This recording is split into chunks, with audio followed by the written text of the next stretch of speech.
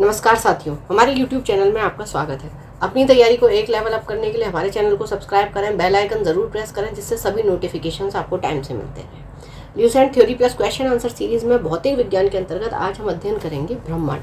चलिए शुरू करते हैं। ब्रह्मांड पृथ्वी को घेरने वाली अपार आकाश तथा उसमें उपस्थित सभी खगोलीय पिंड जैसे मंदाकिनी, तारे, ग्रह, उपग्रह आदि एवं संपूर्ण ऊर्जा को समग्र रूप से ब्रह्मांड यानी कि यूनिवर्स कहते हैं। ब्रह्मांड से संबंधित अध्ययन को ब्रह्मांड विज्ञान यानी कि कोस्मोलॉजी कहते हैं। ब्रह्मांड इतना विशाल है जिसकी हम कल्पना भी नहीं कर सकते। इसके आकार की विशालता, इसमें तारों की संख्या, अपार दूरी तथा द्रव्यमान का अनुमान लगाना कठिन है। फिर भी बड़े परिमाण की संख्याओं के सहारे इनका अनुमान लगाने की कोशिश की जाती है। खगोल वैज्ञानिकों के अनुसार ब्रह्मांड में सैकड़ों अरब 10⁻11 मंदाकिनी है तथा प्रत्येक मंदाकिनी में लगभग 100 अरब यानी 10⁻11 तारे हैं। इस प्रकार तारों की कुल संख्या हो गई आपकी 10⁻11 इंटू 10⁻11 10⁻22 कोटि की होगी। ब्रह्मांड की उत्पत्ति यानी कि इवोल्यूशन। ब्रह्मांड के प्रारंभ तथा इसके भविष्य के प्रश्न को लेकर अनेक सिद्धांत व्यक्त किए गए हैं। उन सभी सिद्धांतों में बिग बैंग सिद्धांत, बिग बैंग थियरी, इसको सर्वाधिक मान्यता प्राप्त हुई। यह सिद्धांत उस समय प्रतिपादित किया गया जब खगोल विज्ञानियों ने विकसित टेलीस्कोप तथा अन्य वैज्ञानिक साधनों द्वारा प्रेक्षणों के आधार पर यह बतलाया कि हमारा ब्रह्मांड लगातार फैलता जा रहा है। ब्रह्मांड के प्रसार का सिद्धांत डॉपलर प्रभाव पर प्राप्त प्रेक्षण, जिसे अवरक्त विस्थापन रेड शिफ्ट कहा जाता है, इस पर आधारित है। अवरक्त विस्थापन रेड शिफ्ट। यदि हम प्रकाश स्रोत की ओर चलें तो प्रकाश तरंग की आवृत्ति में आभासी वृद्धि होगी, अर्थात यह दृश्य प्रकाश के स्पेक्ट्रम के नीले वर्ण की ओर विस्थापित होगी। इसके विपरीत यदि प्रकाश स्रोत की दूरी हमसे बढ़ती जाए तो प्राप्त प्रकाश की आवृत्ति में आभासी ह्रास होगा यानी कमी होगी, और यह आवृत्ति दृश्य स्पेक्ट्रम के लाल वर्ण की ओर विस्थापित होगी। इस प्रकार के विस्थापन को अवरक्त विस्थापन कहते हैं। अवरक्त विस्थापन के आधार पर ही 1929 में कैलिफोर्निया स्थित माउंट विल्सन वेधशाला ऑब्जर्वेटरी में कार्य करते हुए एडविन हब्बल ने ब्रह्मांड में होने वाले प्रसार की पुष्टि की। अपने प्रेक्षणों के दौरान हब्बल ने पाया कि कुछ निकटतम मंदाकिनियों के वर्णक्रमों की अवशोषण रेखाएं वर्णक्रम के लाल छोर की ओर खिसक रही हैं। अतः अपने प्रेक्षणों के क्रम में वे निम्नांकित 2 निष्कर्षों पर पहुंचे। पहला, सभी मंदाकिनी यानी कि गैलेक्सी हमसे दूर जा रहे हैं, और दूसरा है कोई मंदाकिनी हमसे जितनी दूरी पर है वह उतनी ही तेजी से हमसे दूर जा रहा है। इस प्रकार मंदाकिनी का वेग अगर v है, दूरी d है और ये इसके समानुपाती होगा तो v is proportional to d, तो v is equal to H D. इस सूत्र को हब्बल का नियम कहते हैं, और h एक नियतांक है जिसे हब्बल नियतांक या हब्बल पैरामीटर कहा जाता है। h का मात्रक किलोमीटर सेकंड -1 अपॉन MPC तथा इसका मान 67 kms -1 अपॉन MPC होता है। MPC होता है आपका मेगा पार्सेक। हब्बल पैरामीटर का मात्रक समय का व्युत्क्रम इनवर्स ऑफ टाइम होता है, अतः अवश्य ही समय का मात्रक होगा। इस प्रकार हम यदि समय को पीछे लेते जाएं तो ब्रह्मांड की आयु का आकलन से 15 × 10⁹ यानी 15 × 10⁹ वर्ष आता है। प्राप्त प्रेक्षणों के आधार पर ब्रह्मांड की आयु 10 × 10⁹ वर्ष से 19 × 10⁹ वर्ष के बीच होती है। हब्बल के मंदाकिनियों के प्रतिसरण हेसेशन के नियम पर आइजैक एसिमोव का कहना है कि हब्बल के निरूपण के अनुसार यदि दूरी के साथ प्रतिसरण की गति बढ़ती जाए तो 125 करोड़ प्रकाश वर्ष की दूरी पर मंदाकिनियां इस तेजी से प्रतिसरण करेंगी कि उन्हें देख पाना भी हमारे लिए संभव नहीं होगा। मंदाकिनी गैलेक्सी। मंदाकिनी अरबों तारों का एक विशाल निकाय है। तारे मंदाकिनियों के साथ बंधे रहते हैं। इसके लिए चारों मौलिक बलों गुरुत्वाकर्षण, विद्युत चुंबकीय बल, दृढ़ बल और कमजोर बल, इनमें गुरुत्वाकर्षण बल जिम्मेदार होता है। ब्रह्मांड में लगभग 100 अरब मंदाकिनियां और प्रत्येक मंदाकिनी में औसतन 100 अरब तारे होते हैं, यानी ब्रह्मांड में तारों की कुल संख्या लगभग 10⁻22 होती है। हमने अभी पहले देखा था। प्रत्येक मंदाकिनी में तारों के अतिरिक्त गैसें और धूल के कण होते हैं। मंदाकिनी का 98% भाग तारों से तथा शेष 2% गैसों या धूल से बना होता है। मंदाकिनी की विशालता के कारण इसे प्रायद्वीपीय ब्रह्मांड कहा जाता है। मंदाकिनी का वर्गीकरण, क्लासिफिकेशन ऑफ गैलेक्सी। मंदाकिनियों को प्रायः उनके आकृति के आधार पर 3 वर्गों में बांटा गया है: सर्पिल, स्पाइरल, दीर्घवृत्तीय, एलिप्टिकल और अनियमित इरेगुलर। अब तक की ज्ञात मंदाकिनियों में 80% सर्पिल, 17% दीर्घवृत्तीय एवं 3% अनियमित आकार वाली है। हमारी मंदाकिनी दुग्ध मेखला, मिल्की वे या आकाशगंगा और इसकी सबसे नज़दीकी मंदाकिनी देवयानी यानी कि एंड्रोमेडा सर्पिल आकार वाली मंदाकिनी है। सर्पिल मंदाकिनियाँ दूसरी मंदाकिनियों से प्रायः काफ़ी बड़ी होती हैं। दुग्ध मेखला are own galaxy the Milky Way हमारा सौर मंडल दुग्ध मेखला या आकाशगंगा नामक मंदाकिनी का सदस्य है। इसका व्यास लगभग 10⁵ प्रकाश वर्ष और यह मंथर गति से चक्कर काट रही है। दुग्ध मेखला मंदाकिनी अपने केंद्र के चारों ओर धीरे धीरे घूमती है और तारे इसके केंद्र के चारों ओर धीरे धीरे घूमते हैं। सूर्य भी सौर मंडल सहित इसके केंद्र के चारों ओर घूर्णन करता है। इसे एक परिक्रमा पूरी करने में लगभग 250 मिलियन यानी कि 25 करोड़ वर्ष लगता है। पृथ्वी पर लोग दुग्ध मेखला मंदाकिनी का अभिमुख दृश्य एंड ऑन व्यू और साइड व्यू देख पाते हैं, क्योंकि पृथ्वी स्वयं इस मंदाकिनी का हिस्सा है। हमारी मंदाकिनी में तारे चपटी चक्रिका नुमा संरचना में अंतर्विष्ट होते हैं, जो अंतरिक्ष के अंदर 10⁵ प्रकाश वर्ष तक फैली होती है।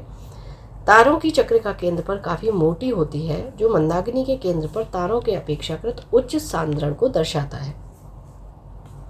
हमारा सूर्य और उसके ग्रह मंदाकिनी के केंद्रीय भाग से लगभग 3 × 10⁴ प्रकाश वर्ष की दूरी पर इस चक्रीय नुमा संरचना के एक पार्श्व पर स्थित है। अतः सूर्य दुग्ध मेखला मंदाकिनी के केंद्र से काफ़ी दूर है। यदि आकाश स्वच्छ है तो दुग्ध मेखला मंदाकिनी अंधेरी रात में उत्तर से दक्षिण आकाश में हल्के सफ़ेद रंगों की चौड़ी पट्टी के रूप में प्रतीत होती है, जो करोड़ों टिमटिमाते तारों से मिलकर बनी है। अंधेरी रात में पृथ्वी से देखने पर यह प्रकाश की बहती हुई नदी की तरह प्रतीत होती है। यह आकाश गंगा कहलाती है। तारामंडल कॉन्स्टेलेशन पृथ्वी से देखने पर तारों का कोई समूह किसी विशेष आकृति के रूप में प्रतीत होता है। हमारे पूर्वजों ने ऐसे कई तारा समूहों में कुछ आकृतियों की कल्पना की और उनको विशिष्ट नाम दिए। तारों के किसी ऐसे समूह को तारामंडल कहते हैं। इन तारामंडलों का नामकरण आकृति के आधार पर की गई है। प्रमुख तारामंडल हैं बृहद सप्तऋषि तारामंडल और समेजर, लघु सप्तऋषि और समाइनर, मृग, ओरियन, सिग्नस, हाइड्रा आदि। आकाश में कुल 89 तारामंडल हैं। इनमें से सबसे बड़ा तारामंडल सेंटोरस है, जिसमें 94 तारे हैं। हाइड्रा में कम से कम 68 तारे हैं। बृहद सप्तऋषि नामक तारामंडल में बहुत से तारे हैं, जिसमें 7 सर्वाधिक चमकदार तारे हैं जो आसानी से दिखाई देते हैं। इन तारों से बना तारामंडल सामान्यतः बृहद सप्तऋषि या बिग डिपर कहलाता है। लघु सप्तऋषि में भी अधिक चमक वाले 7 प्रमुख तारे हैं। उत्तरी गोलार्ध में बृहद सप्तऋषि एवं लघु सप्तऋषि तारामंडलों को प्रायः बसंत ऋतु में देखा जा सकता है। मृग ओरियन तारामंडल को शीत ऋतु में देखा जा सकता है। मृग सर्वाधिक भव्य तारामंडलों में से एक है। इसमें 7 चमकीले तारे हैं, जिनमें से 4 किसी चतुर्भुज की आकृति बनाते प्रतीत होते हैं। इस चतुर्भुज के एक कोने पर सबसे विशाल तारों में एक बीटल गीज नामक का तारा स्थित है, जबकि दूसरे विपरीत कोने पर रीगेल नामक अन्य चमकदार तारा स्थित है। मृग के अन्य 3 प्रमुख तारे तारामंडल के मध्य एक सरल रेखा में अवस्थित है। तारे या स्टार्स ऐसे खगोलीय पिंड हैं जो लगातार प्रकाश एवं ऊष्मा उत्सर्जित करते रहते हैं, अतः सूर्य भी एक तारा है। भार के अनुपात में तारों में 70% हाइड्रोजन, 28% हीलियम, 1.5% कार्बन, नाइट्रोजन एवं नियोन तथा 0.5% में लौह एवं अन्य भारी तत्व होते हैं। तारों को उनके भौतिक अभिलक्षणों जैसे आकार, रंग, चमक और ताप के अनुसार वर्गीकृत किया जाता है। तारे 3 रंग के होते हैं, लाल, सफ़ेद और नीला। तारे का रंग पृष्ठ ताप द्वारा निर्धारित होता है। तारे जिनका पृष्ठ ताप अपेक्षाकृत निम्न होता है वो लाल रंग के होते हैं। उच्च पृष्ठ ताप वाले तारे सफ़ेद होते हैं, जबकि वे तारे जिनका पृष्ठ ताप अत्यधिक उच्च होता है रंग में नीले होते हैं। प्रोक्सिमा सेंटोरी यह सूर्य के बाद पृथ्वी के सबसे निकट का तारा है। पृथ्वी से इसकी दूरी 4.22% प्रकाश वर्ष है। एल्फा सेंटोरी पृथ्वी से 4.3 प्रकाश वर्ष की दूरी पर है। सभी तारे ध्रुव तारा को छोड़कर रात्रि में आकाश में पूर्व से पश्चिम की ओर चलते प्रतीत होते हैं। क्योंकि पृथ्वी स्वयं अपने धुरी पर पश्चिम से पूर्व की ओर घूर्णन करती है, तारे विपरीत दिशा में पूर्व से पश्चिम की ओर चलते हुए प्रतीत होते हैं। अतः आकाश में तारों की आभासी गति पृथ्वी के अपनी धुरी पर घूर्णन के कारण होती है।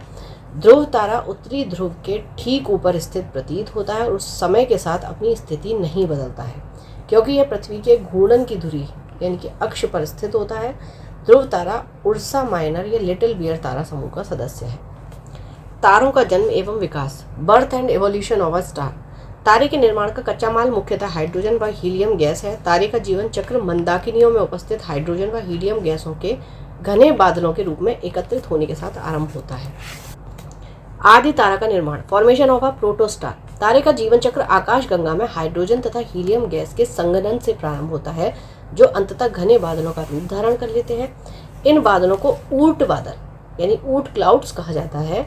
इनका ताप -173 डिग्री सेल्सियस होता है। जैसे जैसे इन बादलों का आकार बढ़ता जाता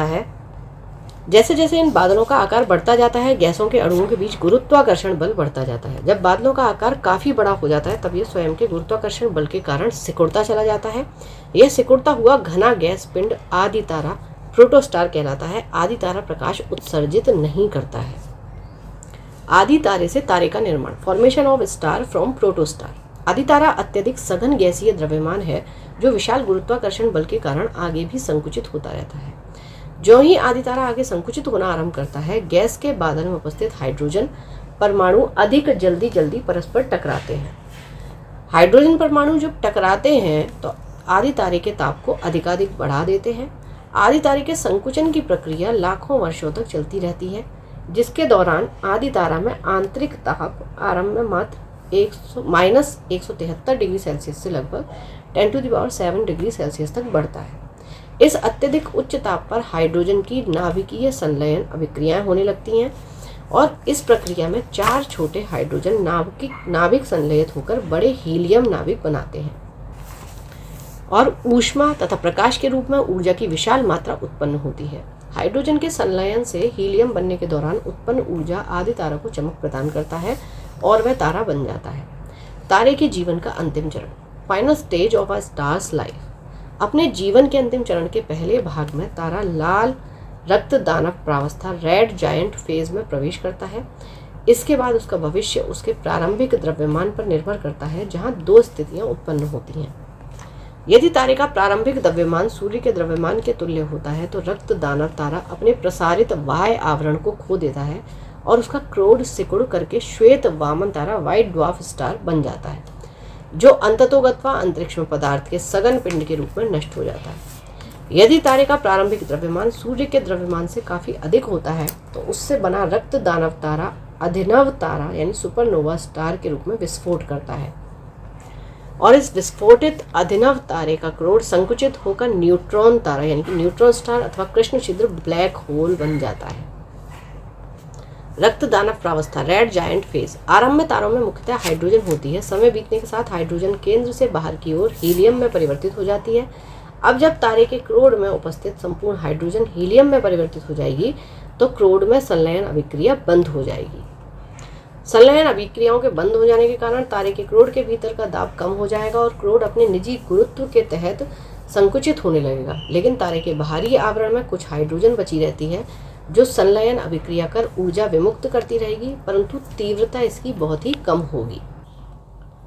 महान भारतीय वैज्ञानिक चंद्रशेखर ने उन तारों का विस्तृत अध्ययन किया जो श्वेत वामन तारों में परिवर्तित होकर अपना जीवन समाप्त करते हैं। चंद्रशेखर ने निष्कर्ष निकाला कि सूर्य के द्रव्यमान के 1.44 गुना से कम द्रव्यमान वाले तारे श्वेत वामन तारे के रूप में समाप्त होते हैं और सूर्य के द्रव्यमान के 1.44 गुना से अधिक द्रव्यमान के तारे अभिनव तारे के रूप में विस्फोट करते हैं, जो न्यूट्रॉन तारों या कृष्ण छिद्र में परिवर्तित होकर अपना जीवन समाप्त करते हैं। सौर द्रव्यमान या सूर्य के द्रव्यमान के 1.44 गुना की अधिकतम सीमा तारे के लिए श्वेत वामन के रूप में अपना जीवन समाप्त करने के लिए को चंद्रशेखर सीमा के नाम से जाना जाता है, अर्थात m star is smaller than और इक्वल टू 1.44 m सन को चंद्रशेखर सीमा कहते हैं। इसी सिद्धांत के लिए डॉक्टर सुब्रमण्यम चंद्रशेखर को 1983 में नोबेल पुरस्कार से सम्मानित किया गया था।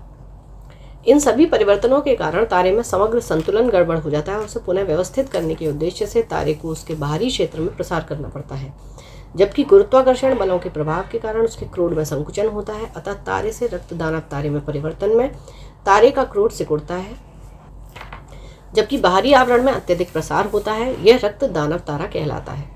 क्योंकि यह रंग लाल रंग में और आकार में दानवाकार होता है, हमारा अपना तारा सूर्य अब से लगभग 5000 मिलियन वर्षों के बाद रक्त दानव तारे में बदल जाएगा। सूर्य का प्रसारित बाहरी आवरण तब इतना बड़ा हो जाएगा कि यह अंतर ग्रहों जैसे बुध, शुक्र एवं पृथ्वी को भी निगल जाएगा। तारा रक्त दानव प्रावस्था में अपेक्षाकृत थोड़े समय में ही रहता है, क्योंकि इस अवस्था में यह नितांत अस्थायी रहता है। श्वेत वामन तारे का निर्माण, formation of white dwarf star. जैसा कि ऊपर बताया गया है कि तारा जब रक्त दानव प्रावस्था में पहुंचता है तो उसका भविष्य उसके द्रव्यमान पर निर्भर करता है। जब रक्त दानव तारा का द्रव्यमान सूर्य के द्रव्यमान के तुल्य होगा तो वह अपना प्रसारित बाह्य आवरण खो देगा, केवल इसका क्रोड बचा रहेगा। यह हीलियम क्रोड गुरुत्वाकर्षण के कारण धीरे धीरे द्रव्य के अत्यधिक सघन पिंड में संकुचित होगा। हीलियम क्रोड के इस अत्यधिक संकुचन के कारण क्रोड का ताप अत्यधिक बढ़ जाएगा व नाभिकीय संलयन अभिक्रियाओं का एक अन्य सेट प्रारंभ हो जाएगा। इसमें हीलियम भारी तत्वों जैसे कार्बन में परिवर्तित होगा और ऊर्जा की अत्यधिक विशाल मात्रा निर्मुक्त होगी। इस प्रकार के क्रोड के संपूर्ण हीलियम थोड़े ही समय में कार्बन में परिवर्तित हो जाएगी और तब पुनः संलयन अभिक्रियाएं पूर्णतः रुक जाएंगी। अब जो ही तारे के भीतर उत्पन्न हो रही ऊर्जा बंद हो जाएगी, तारे का क्रोड उसके अपने भार के कारण सिकुड़ने लगेगा और वह श्वेत वामन तारा व्हाइट ड्वार्फ स्टार बन जाएगा। श्वेत वामन एक मृत तारा है, क्योंकि यह संलयन प्रक्रिया द्वारा कोई नवीन ऊर्जा नहीं उत्पन्न करता है। श्वेत वामन तारा जब अपनी संचित संपूर्ण ऊर्जा खो देता है तो वह चमकना बंद कर देगा। इसके बाद श्वेत वामन तारा कृष्ण वामन ब्लैक ड्वार्फ हो जाएगा और अंतरिक्ष में पदार्थ के सघन पिंड के रूप में विलीन हो जाएगा। श्वेत वामन तारे का घनत्व लगभग 10,000 किलोग्राम पर मीटर क्यूब होता है। एक धुंधले श्वेत वामन तारे सीरियस नामक चमकीले तारे के निकट देखा गया है। अभिनव तारे तथा न्यूट्रॉन तारे का निर्माण, formation of supernova star and neutron star. यदि किसी तारे का द्रव्यमान सूर्य के द्रव्यमान से बहुत अधिक हो तो रक्त दानव प्रावस्था के क्रम में इसके हीलियम क्रोड के संकुचन से विमुक्त नाभिकीय ऊर्जा बाहरी आवरण में तेज दमक के साथ विस्फोट उत्पन्न कर देती है। यह विस्फोट आकाश को कई दिनों तक प्रकाशित करता है। ऐसा विस्फोटक तारा अभिनव यानी कि सुपरनोवा तारा कहलाता है। सुपरनोवा विस्फोट के बाद भी इसके क्रोड का संकुचन होते रहता है और वह न्यूट्रॉन तारा बन जाता है। हमारी मंदाकिनी दुग्ध मेखला में न्यूट्रॉन तारों की संख्या का अनुमान लगभग 10⁸ लगाया गया है, जिनमें से लगभग 1000 ऐसे तारों को देखा गया है। न्यूट्रॉन तारे का घनत्व नाभिकीय घनत्व की कोटि का 10⁻17 किलोग्राम पर मीटर क्यूब होता है। न्यूट्रॉन तारों का द्रव्यमान सूर्य के द्रव्यमान का लगभग 2 गुना तथा त्रिज्या लगभग 10 किलोमीटर होती है। यह अदीप्त होता है तथा सीधे तौर पर नहीं देखा जा सकता है। कृष्ण छिद्र ब्लैक होल, न्यूट्रॉन तारे का भविष्य भी उसके द्रव्यमान पर निर्भर करता है। अनुमान के अनुसार भारी न्यूट्रॉन तारों का संकुचन अनिश्चित काल तक हो सकता है। इसी क्रम में जब m द्रव्यमान का एक न्यूट्रॉन तारा संकुचित होकर त्रिज्या r = 2gm/c², जहाँ c प्रकाश की चाल तथा g गुरुत्वाकर्षण नियतांक है, प्राप्त कर ले, तब वह कृष्ण छिद्र यानी कि ब्लैक होल बन जाता है। सर्वप्रथम मिशेल ने कृष्ण छिद्र के अस्तित्व की कल्पना की थी। कृष्ण छिद्र अपने पृष्ठ से किसी चीज का, यहाँ तक कि प्रकाश का भी पलायन नहीं होने देता है। कारण यह है कि कृष्ण छिद्रों में अत्यधिक आकर्षण बल होता है। कृष्ण छिद्रों से प्रकाश भी पलायन नहीं कर सकता है, इसीलिए कृष्ण छिद्र अदृश्य होते हैं, वे देखे नहीं जा सकते। इसकी उपस्थिति को आकाश में उसके पड़ोसी पिंडों पर उसके गुरुत्वाकर्षण क्षेत्र के प्रभाव द्वारा केवल महसूस किया जा सकता है। तो यहाँ ये चैप्टर कंप्लीट होता है। पढ़ते रहिए, बढ़ते रहिए, रिवीजन जरूर करते रहिए। Thank you for watching, keep learning, stay with me.